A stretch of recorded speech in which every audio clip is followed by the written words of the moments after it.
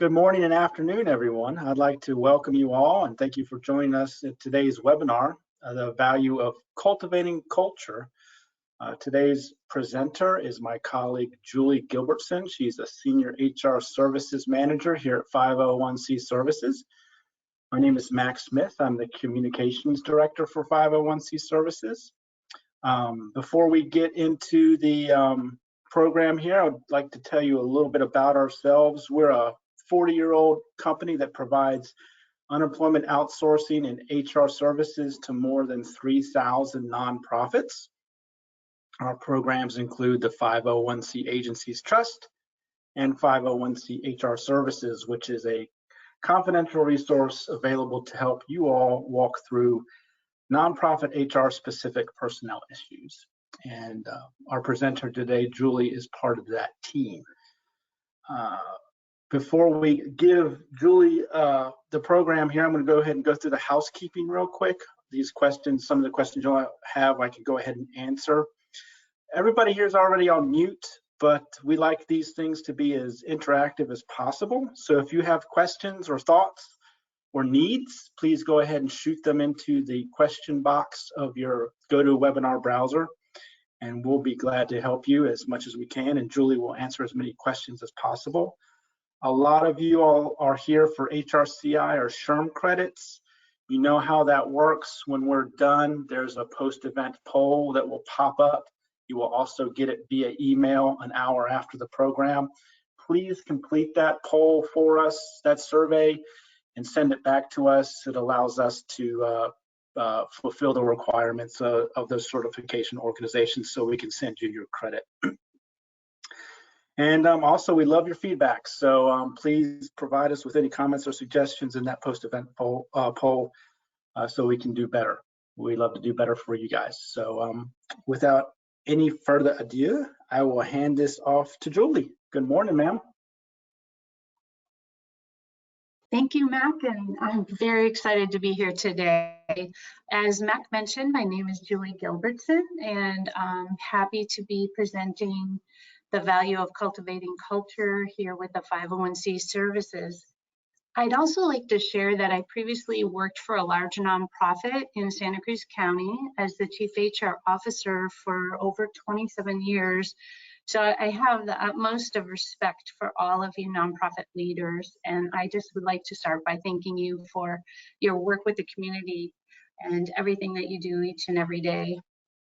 As you can imagine, I'm really delighted to talk about this topic. It's really one of my favorites and near and dear to my heart, because I think the value of workplace culture is sometimes overlooked. We get very busy providing community services, and we have to remember to keep culture at the center. Let's go ahead and get started. As Max said, I want to make it interactive, so I'm going to look forward to your responses in the question box. We want this to be engaging, and I think it'll be a lot more fun with your input, so thank you up front. Valuing culture is synonymous with valuing employees. Both employees and organizations thrive when the workplace culture promotes and models respect and growth, and when it's inclusive. It makes the whole organization run more smoothly, employees feel more connected and empowered, and your productivity can even increase. In this webinar, we will explore the value of cultivating culture, and we will show how respect and effective communication can help your organization come out the other side of the pandemic even better than before.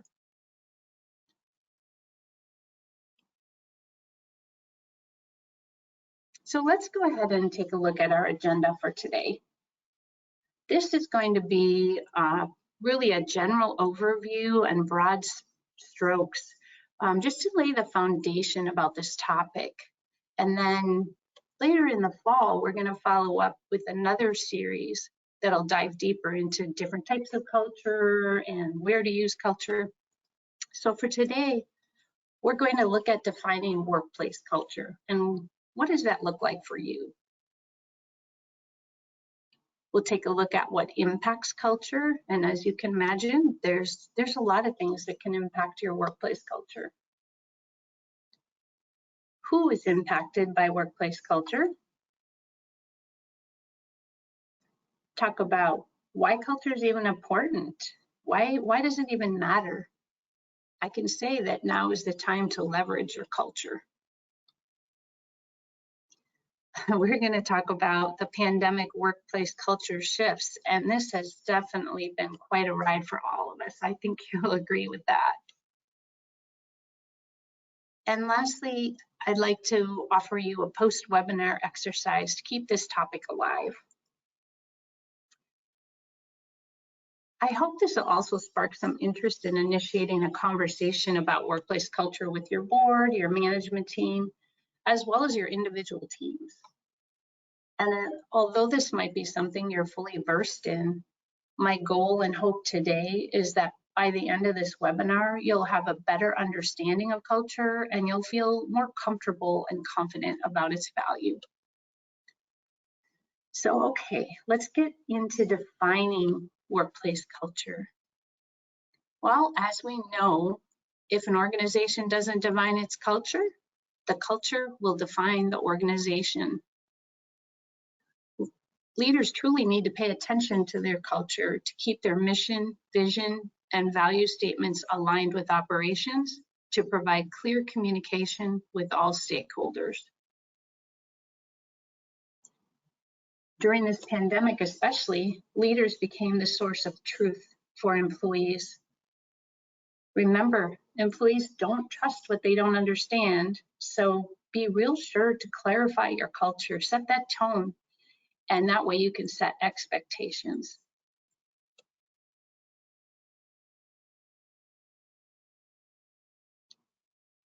Well, let's talk about defining culture. Here's an office, and it's pretty plain. It doesn't really have anything personalized in it. I don't see anything on the wall. Definitely looks like a shared workspace, and this probably works for them. And we have another example, which is much more colorful, bright yellow of all colors. So it's kind of a sunny place. There's plants and greenery and different little workstations with tables and chairs that looks a little warmer and more welcoming, and looks like this is a work culture that works together as a team. So I think, we can all think of our offices. Your nonprofits, of course, have a wonderful family feel, or maybe you're working with the elderly or you're working with children. And so you're going to have a look and feel to your culture as well. I have a kind of odd example, but years ago, I went to see someone in their office setting, and they worked for an electronic cigarette company. They felt that if it helped people stop smoking, it was a good thing. So when I showed up, I was surprised to see the staff were vaping as they walked around. There were big leather couches and big screen TVs. And when they took their break, they were playing video games. So definitely not necessarily, the culture of a nonprofit, but it said a lot about their workplace culture.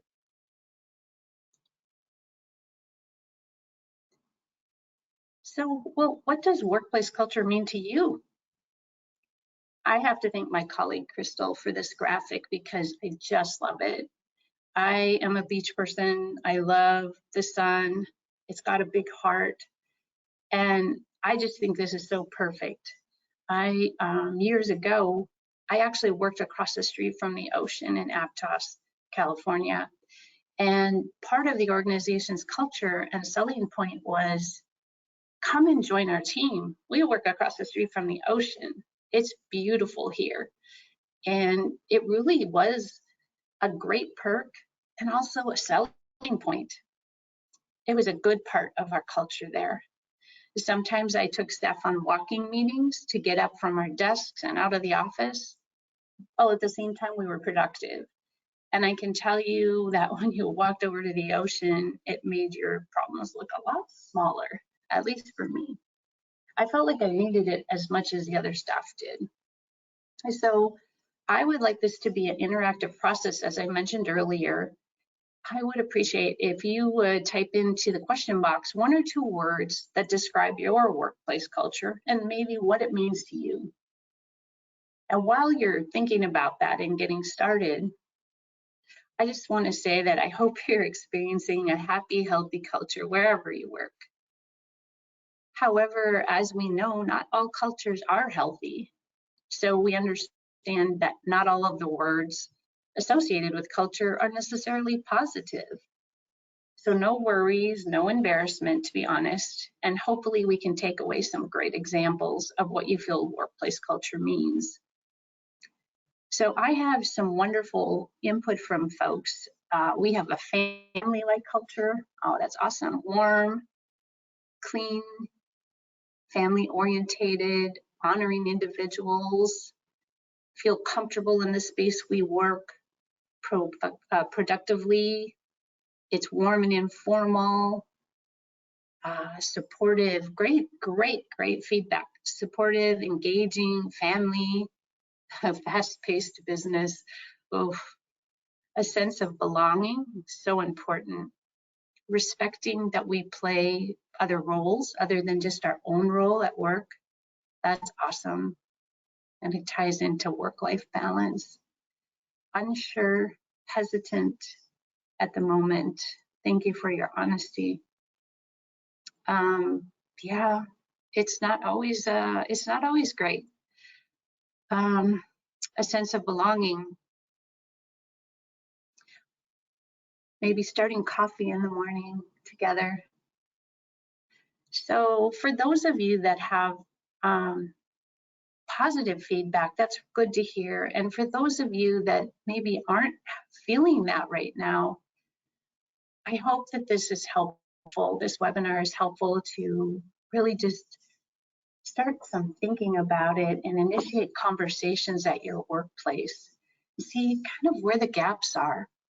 So thank you so much for all your input. That was super helpful to me.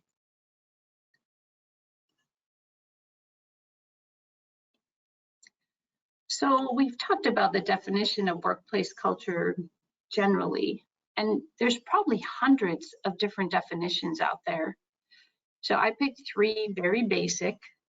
We have Webster, which is the beliefs, customs, arts, etc. of a particular society, group, place, or time.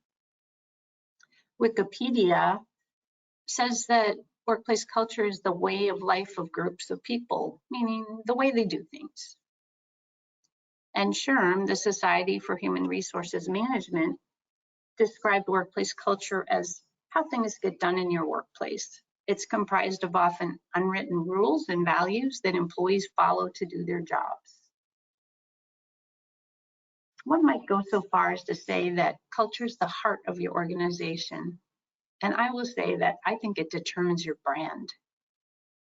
To me, workplace culture is the foundation and hopefully the heartbeat of how your organization operates. Your workplace culture should be closely tied to your organization's core values, and this should all be clearly communicated, modeled, and therefore expected of all your staff at all levels. Does your workplace culture include diversity, equity, and inclusion? That is so key.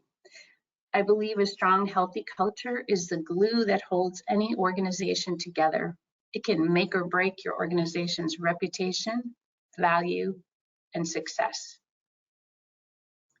I'd like to share the culture where I work at 501c Services.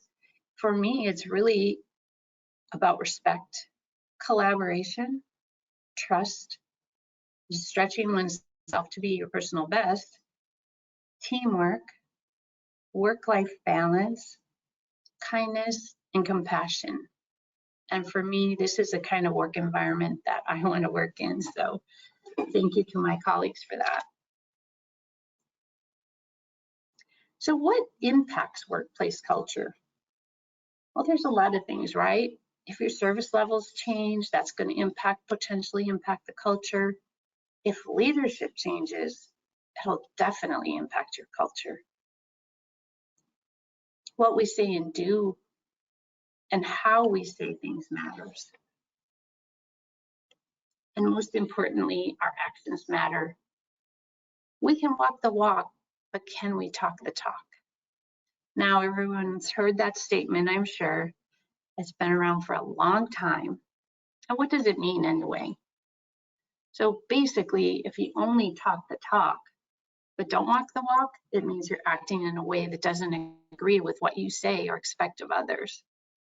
So I'm working with a contractor right now, actually several, and if the builder and contractor comes in and, oh yeah, oh gosh, I'm sorry about that, we'll take care of that repair, no problem, we got your back, and then leaves and I don't hear from him, he doesn't answer my phone calls, he's not replying to my emails, he's not walking the walk. So it's really important that both of those things are done. We are all responsible for our organization's culture, from leaders to the board, to staff, volunteers, and clients. We all impact the culture at our organization. So how do we do that? Well, by how we act, how we communicate, how we work together, and how we treat one another. So when I was growing up, my parents had a lot of cliches, and I can remember as a teenager thinking, okay, yeah, things like, it's not what you say, but how you say it, be mindful of your body language, or treat others like you'd like to be treated. Now, really simple statements, but they make sense. So I'm going to share a personal favorite quote of mine from Maya Angelou, and I'm sure you're familiar with it. It's, people will forget what you said. People will forget what you did. But people will never forget how you made them feel. I truly love this statement because I think it's true. In the past, in my HR job, I had the unpleasant experience of providing bad news to employees at times. And one time we had to meet with a staff member who had violated policy repeatedly, and things were just not going well. So we had to deliver the news that this person was going to be terminated. He wasn't happy, of course. He didn't react very well. He didn't take responsibility for his actions, and off he went. The reason I'm sharing this story is because the next day he called me and he said he really needed to talk to me. And of course, I took his call and he said, Julie, I just want to thank you. And I said, thank you for what? And he said, well, because that was really hard yesterday. And I know I was upset, but I just want to thank you because although you were firm and grounded in your message, you were able to allow me my dignity, even though I had broke policy. You treated me with respect and professionalism, and under the circumstances, I really appreciated that. I have to say that that was moving for me because it wasn't easy, and it didn't feel real great. So the fact that he felt respected in that process was very important, even though he was going to be leaving the organization. Remember, if an organization defines a particular culture but doesn't model it appropriately, it definitely sends the wrong message to the stakeholders. So if you have a leader that talks about community and community service but is rarely visible, staff and clients will not see that connection. If a leader is respectful to certain staff, listens to their input, takes it into consideration, and blatantly ignores and disregards others while expecting all the team to follow the core values of equity and respect, there's a disconnect. If your workplace culture is work, work, work, we have our goals and our service levels to meet, and you need to do them because, well, it's your job. Or is there clear communication, collaboration, an acknowledgement and recognition for a job well done? Is there a culture of balancing operations and service levels with an empathy-centric approach? If it's done right, it can make a big difference. It can even create engagement with employees and enthusiasm, which is really key. So let's talk about core values and employee engagement. These are really some of my favorite topics, and we could talk all day about core values or employee engagement. And Sonia does a webinar on employee engagement, and it's excellent. So I really invite you to watch for that when it comes up again down the road. Think about how impactful an organization's workplace culture is and how it doesn't even really have to be talked about to exist. It's the driver for how we behave at our organization. It connects employees and affects your operations. Therefore, ideally, workplace culture should be connected to your organization's core values. And because culture and employee engagement are so interconnected, they influence one another, which in turn, as I said, affects your operations and your success. So it's important to remember, without compelling service models that motivate clients, workplace culture may be uninspiring, which in turn will affect your employee performance and your bottom line. Imagine if engaged employees can fuel your organization, well then employees who aren't engaged are a barrier. So if that's not compelling, I don't know what is. A well-defined culture illustrates your organization's core values and mission, setting up the foundation for how your nonprofit operates and how your employees act. And this will provide a positive workplace culture that supports empowered, engaged, and happier, thus more productive employees to carry out your mission. Sounds good, right? So what are your organization's core values? If you could, I would love if you could type in your core values in the question box, and then I'll go ahead and share them. And while you're thinking about that, I just want to say, if you don't know your organization's core values, that should tell you something as well. Perhaps it hasn't been well communicated at your organization, and a conversation to further discuss your core values would be helpful. I know someone wrote Culture Eats a Strategy for Breakfast, and I read an article about that. It was awesome. Thank you so much for saying that. It, really, if you don't pay attention to the culture, your strategy is affected. We have integrity, open and honest communication, trust, compassion, service, community, boldness, nice, collaboration, radical candor, attention, innovation, accountability, very important, perseverance, open door policy. Wow, this is great. Equity and inclusion, supportive, enriched, safety and security. We have to remember that too. Everyone has a voice. Nice. Well, that's great input. Thank you so much. You're making this a lot more fun. I want to give an example of a process that I was involved in, or had the pleasure of being involved in at the former nonprofit I worked for.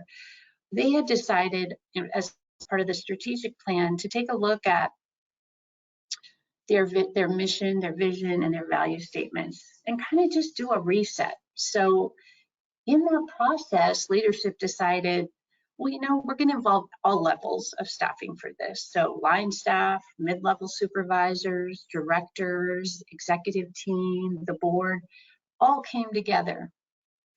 There were retreats set up to meet and discuss this. And as you can imagine, many different ideas and views about, well, what are our agency's core values? What do we want that to look like? And can we live it out? So there was a lot of collaboration that went on, a lot of discussion, and then they came down to the end and picked 6 core values that they felt they wanted to live by. I'm sharing this because it was an excellent, inclusive process to reinforce and cultivate the workplace culture that they wanted. So I was very proud to be a part of that and to be able to experience that. And I think hats off to the leadership. They did a great job with it. So just wanted to share that in case you haven't really gone through a process and you're wondering, well, where do we start with that? Next, let's talk about who's impacted by culture. Well, it impacts all your stakeholders, as you can imagine. So let's talk about the stakeholders. And as we go through this list, I would ask myself these questions. How about your donors and funders? Do current and potential donors and funders know your mission, vision, and values? Is that why they're drawn to you? Do you have a strong relationship with them? So important. How about board members? Very much the same. What's your reputation? Oh, excuse me. Board members have lots of nonprofits to choose from when looking to volunteer their time and talent. So what draws them to your organization? Is your culture carried over to your board? Community partners. Very, very important. What's your reputation in the community? Are you respected by your community partners, including elected officials? Is your nonprofit sought after to partner with? How about staff? Wow, well, we could talk all day about staff and how workplace culture impacts your staff and how your staff impacts the culture. How's your employee engagement? Do you have stay interviews? And if you're not familiar with stay interviews, feel free to email me after the webinar and I will get back to you as soon as possible about that to have a brief conversation if you're not familiar with what a stay interview is. Are you doing exit interviews? What's your turnover rate look like? That's very telling. Volunteers. Well, I have a fun volunteer story for you. So years ago, a potential volunteer came into my office and wanted to interview me. She was a former HR professional and she was retired. And she had a lot of questions and calmly and firmly let me know that she was looking for a nonprofit to volunteer with. She was quick to tell me that she wouldn't always be available. She had certain tasks that she did well and enjoyed, and other tasks that she really wasn't interested in doing. She threw every barrier imaginable up, and I replied, well, that sounds great. Let's see what we can do. What if we try this on for size together and see if we're a good fit for one another? Well, I can tell you that she ended up being one of the best volunteers ever, and we were a match. We had a long and positive work relationship with her, and for her, the culture was about teamwork, kindness, humor, collaboration, and most of all, flexibility. That worked for her. So you see, this even carries over to volunteers. How about your clients and participants? Well, our nonprofits wouldn't exist without them, right? So are your clients completing satisfaction surveys? Do they come back because of your services and your culture?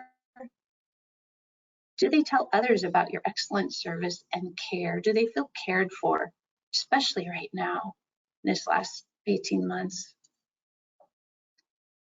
Obviously, how we act, how we behave in the workplace has an implication on everyone, which in turn impacts your employee morale, which impacts productivity and retention.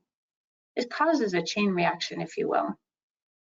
It also creates a perception of what your organization values and how they treat others.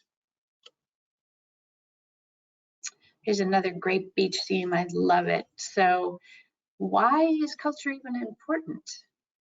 And how does it impact your organization's success? I mean, why does it matter? Do you have time for it?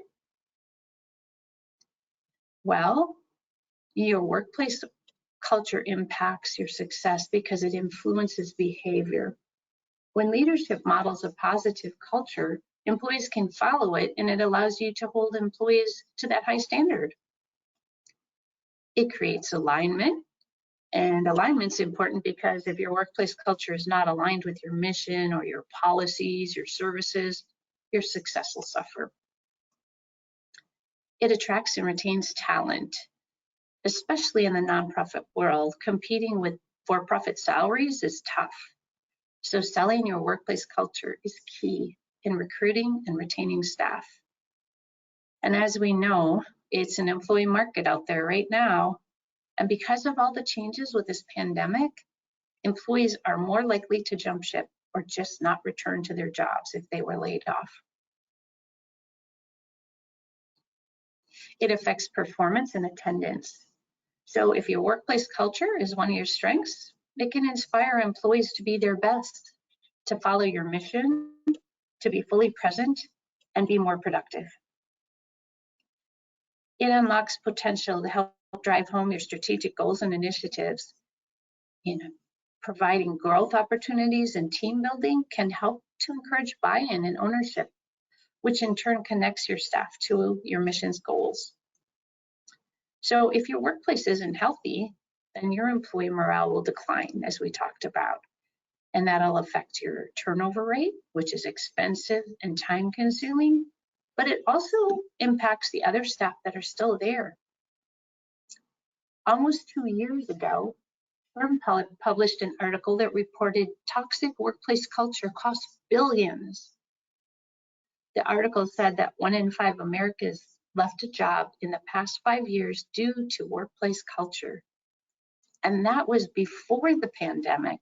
Wow. Remember, good culture retains good employees. On a side note, there's a new wave of union organizing happening right now under this current climate.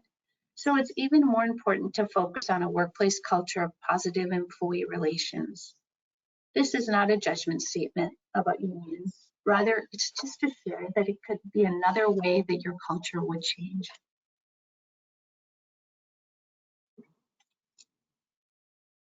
Let's talk about the elephant in the room. Pandemic workplace culture shifts. Oh my goodness, what a huge topic, right? We could probably have a webinar just on this, and you all could give us all kinds of input as far as how your life has changed, both at work and personally.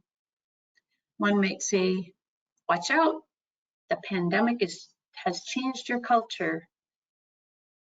And I love this picture because I feel like that's how some of us felt when the pandemic started, and we were just like, gosh, how do we handle this? What do we do?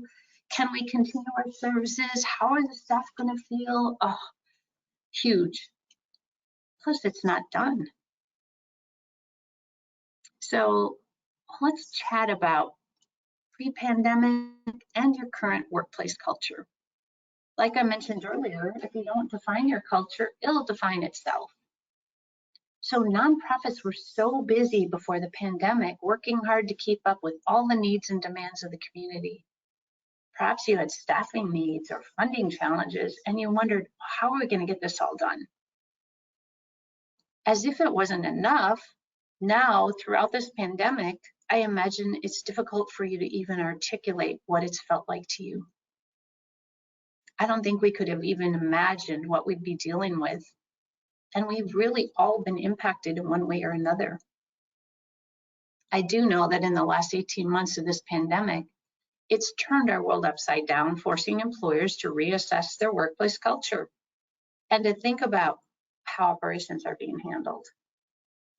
So on a side note, when the pandemic hit and I was working for this nonprofit in Santa Cruz County, I was grateful to be able to call Maureen and Sonia at HR Services for support, guidance, and honestly, just to have another HR professional to talk to and to get resources from. We all understood that this was a slippery slope that we had embarked on, and there were so many unknowns, and they were so supportive. On top of that, Nicole and the member services team at 501c Services were super supportive. And I can't even imagine how over the top busy they were in supporting all of the nonprofits with their unemployment claims and questions.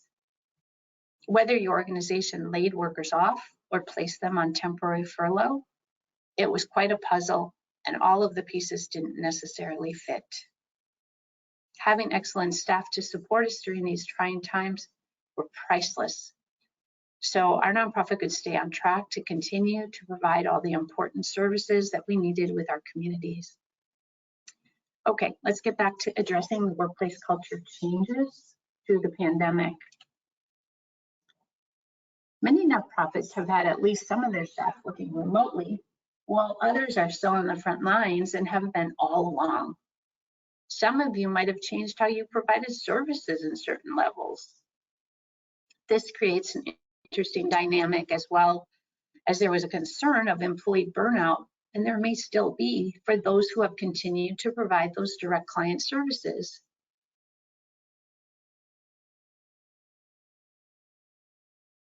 While others have worked from the comfort of their home. Well, all this while there were more needs from the community members.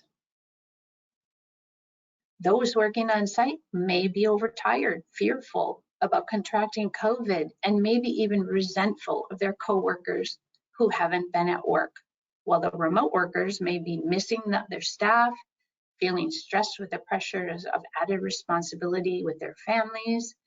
They may not feel like they're receiving the same guidance, the same communication or coaching from leaders as when they were on site. And they may even have fear about returning to the workplace, or fear of not even feeling like part of the team anymore. That's some of the things that we experienced at the nonprofit I was at. So in what ways has your organization changed, and have you seen changes? Of course. How could we not? On top of everything we already discussed, employers are bringing staff back now, but unemployment's been at a high since early last year. There's more food insecurity and housing challenges. There's many more mental health issues, including depression for many, calling in the need for more trauma-informed care. Drug and alcohol addiction, suicide, and domestic violence has sadly all increased under this pandemic. Not to mention those affected by the loss of a loved one during COVID. That's huge.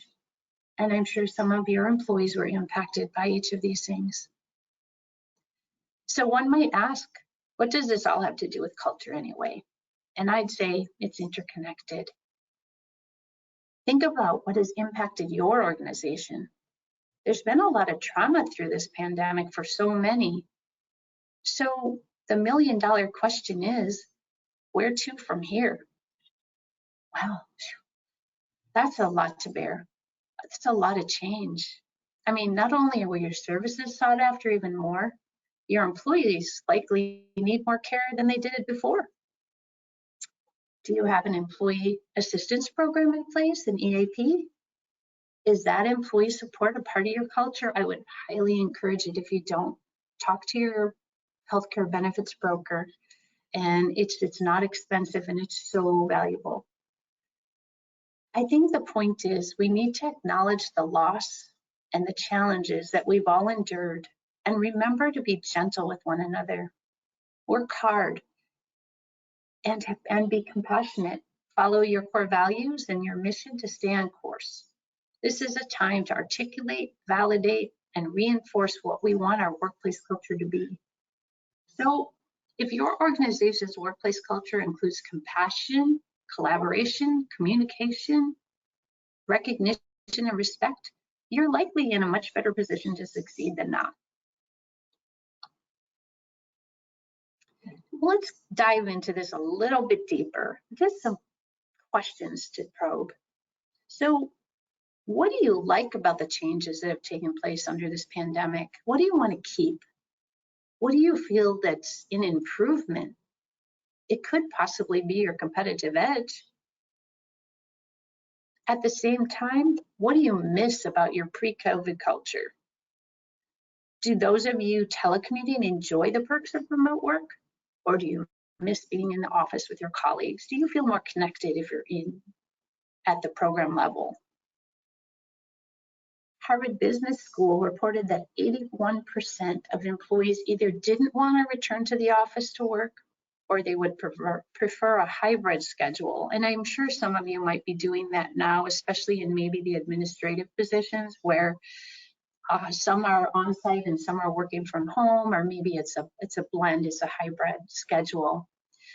At the same time, for many nonprofits providing direct client services, that might not work. Is anyone experiencing Zoom fatigue? I'm sure, definitely, right? So many different video meetings and conference calls, and we talk to our families and our kids about screen time, and here we are.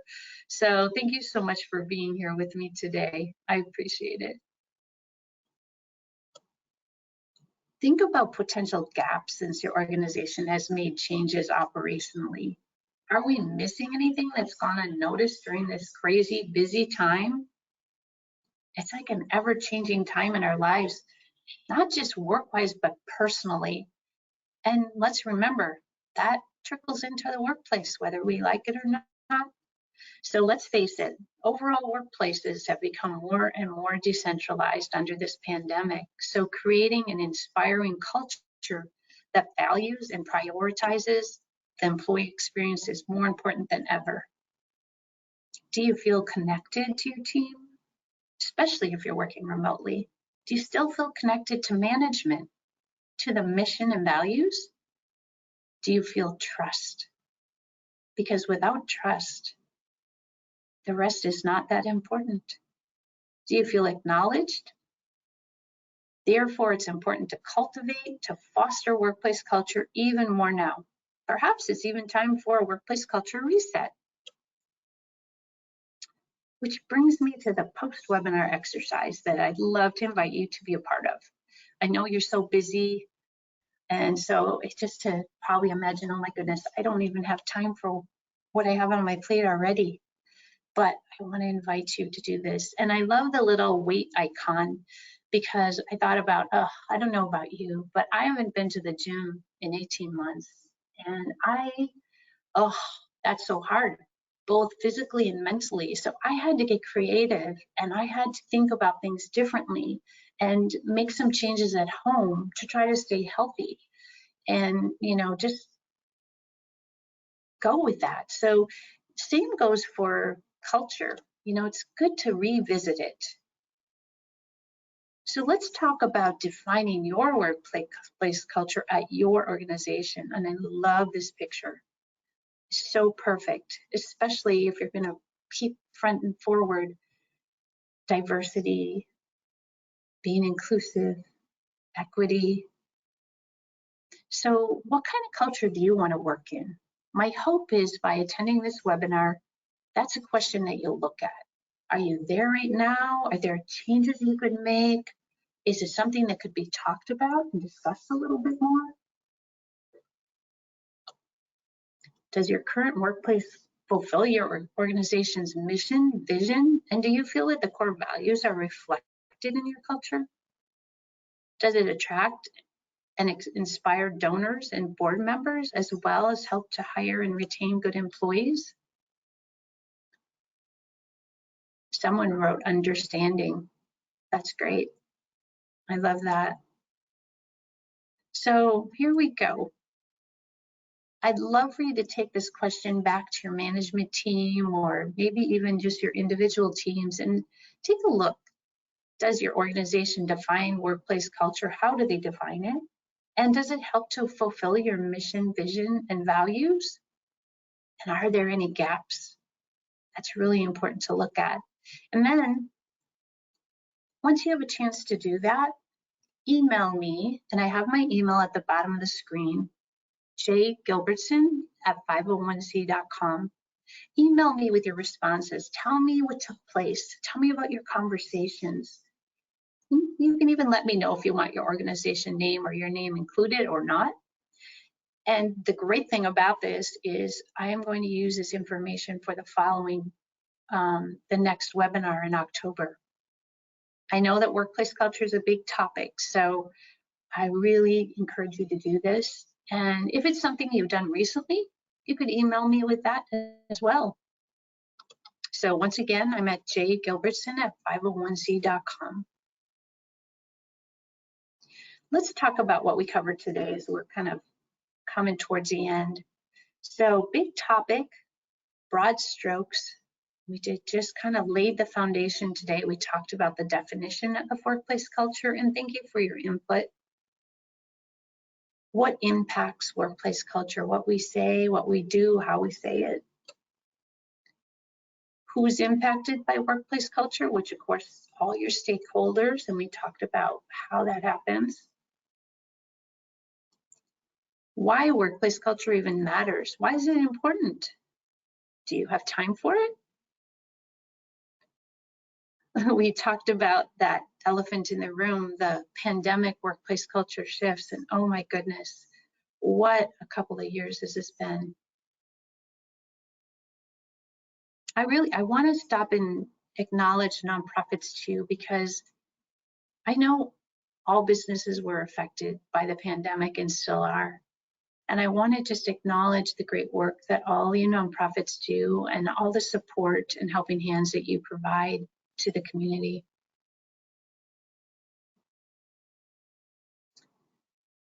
I wanted you to think about, well, what kind of workplace culture do you want to work in? Is this an opportunity? And we talked about the post-webinar exercise, which I really hope you'll partake in. At the end of the day, people are what makes your organization great, right? So it's important to remember the following things. Define your workplace culture, or it'll define you, right? It'll define itself. Lead the way, model your culture, engage your employees, keep them engaged so that they feel ownership for your mission. Align your core values with your culture in your daily operations. Be intentional about that. And include it in your recruitment process to hire and retain the right people. Be consistent, patient, and then regularly revisit where you're at as an organization. How are we doing?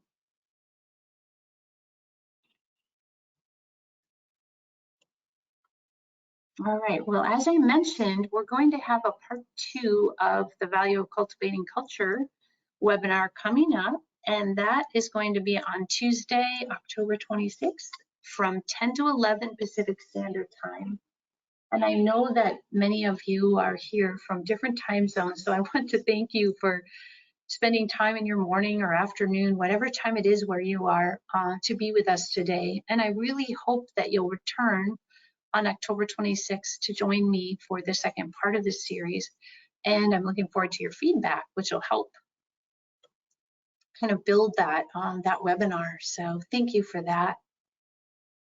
In this next webinar, we'll be discussing positive and negative workplace cultures and where workplace culture should be included. So more good conversation.